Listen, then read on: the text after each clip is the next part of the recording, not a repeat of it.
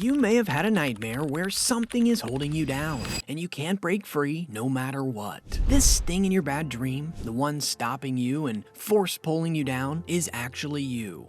Today, it's time to reclaim control and discipline your entire mind. No one can do it for you. How many times have you said, "I'll start tomorrow"? What are the odds you'll say it again tomorrow? By the end of this video, you will have all the cards in hand to getting a grip on your mind. So let's dive into it and make your muscle brain pump up. Your brain is like the other muscles in our bodies. You can train it to be imaginative again and get what we want. Number 1, being honest. Getting your mind in check is having a heart-to-heart with your own thoughts and feelings. You've got to dig deep, ask yourself the tough questions, and really get to know the guy inside your head. You must own your strengths, accepting those not-so-perfect bits, and realizing where you want to grow. Think of it as turning on the lights in a room that's been dim for a while. You can see what's going on and where you need to tidy up. You are opening the curtains on your own mind, letting in the sunlight of truth and authenticity. Start with a real talk with yourself. Be open about your goals and know the genuine you. That's the first thing you need to do to acquire a disciplined mind. Let's quickly move on to the next one. Number 2, identifying areas for improvement. Identifying areas for improvement is like giving your life a little tune-up.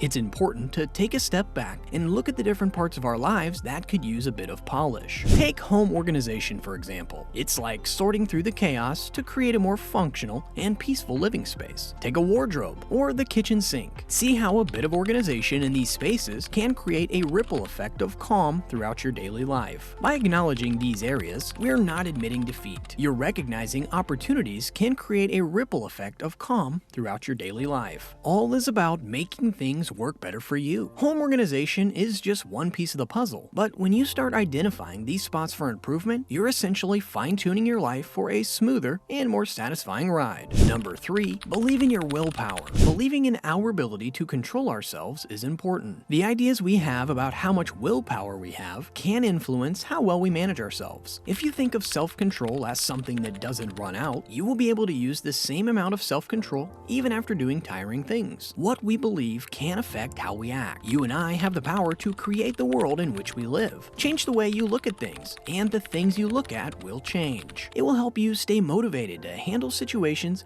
where you might feel a bit tired or drained. Number 4, connect with your why. Why are you doing something in the first place? Understanding the reasons that drive you is essential, but it's common to lose sight of it. Your why represents the reasons behind your desire for self-discipline. Why do you want to improve your status, your finance, your relationship, your style? Take this moment to explore your big life aspirations broadly. This will help you rediscover why self-discipline is valuable for you and why you require it. Number 5, take a small start. It's better to begin with small goals rather than aiming for something really big right away. Big goals can take a lot of time and might make you lose motivation. Instead, focus on what you can do daily, weekly, and monthly. And when you achieve what you plan for the day, it's important to acknowledge it and feel good about it because it's moving you in the right direction. Building new habits doesn't happen overnight. Every time you do something towards your goal, you're getting closer to making it a habit. After a while, it will become easier and more like second nature to you.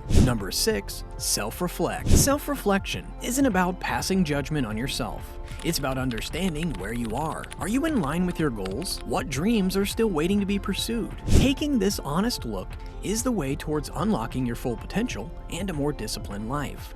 It's not about where you are, it's about where you are going. And that journey kicks off with an unfiltered look in the mirror. Number 7, don't be hard on yourself. Seeing self-discipline in terms of pure willpower fails because beating ourselves up for not trying hard enough doesn't work.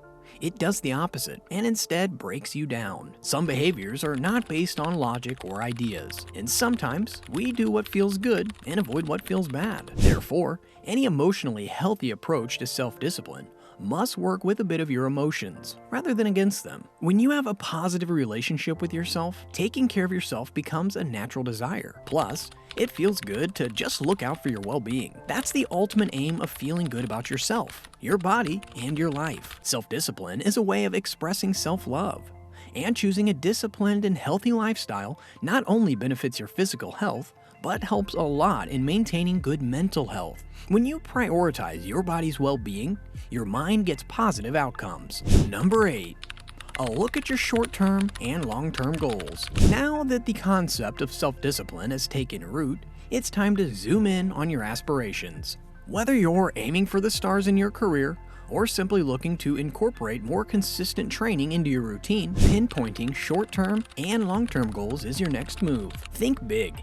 Envision those career milestones that make your heart race, and those small everyday wins that bring a smile to your face. Grab a pen and put it all on paper. There is something magical about seeing your dreams take shape in words. People swear by this. Writing down your goals increases the odds of achieving them. And don't just stop at the grandiose dreams. Toss in some daily achievable goals too. If your daily training starts at 6 a.m., set that alarm. Want to supercharge productivity? Get your appointment with yourself. Stick reminders on your virtual bulletin board to keep your eyes on the prize. These initial habits are like the scaffolding supporting the construction of your dreams. So, dream big. Set those goals in stone, and let the habits you cultivate become the architects of your success. Clarity is knowing what you want. The courage is to believe your dream is possible. The discipline is to take the necessary actions to turn that vision into reality. And persistence is the key to all of this. Success comes when you don't quit. Learning self-discipline can take a lifetime for some, so don't be hard on yourself if progress seems slow in the beginning. Keep going. And if your big goals feel overwhelming, set up some super simple small ones. This way, you can taste success and build your confidence. As you keep practicing self-discipline, it gets smoother. Eventually, it won't even feel like practice anymore. It'll turn into a habit that comes naturally, and the days of struggling with discipline will be behind you.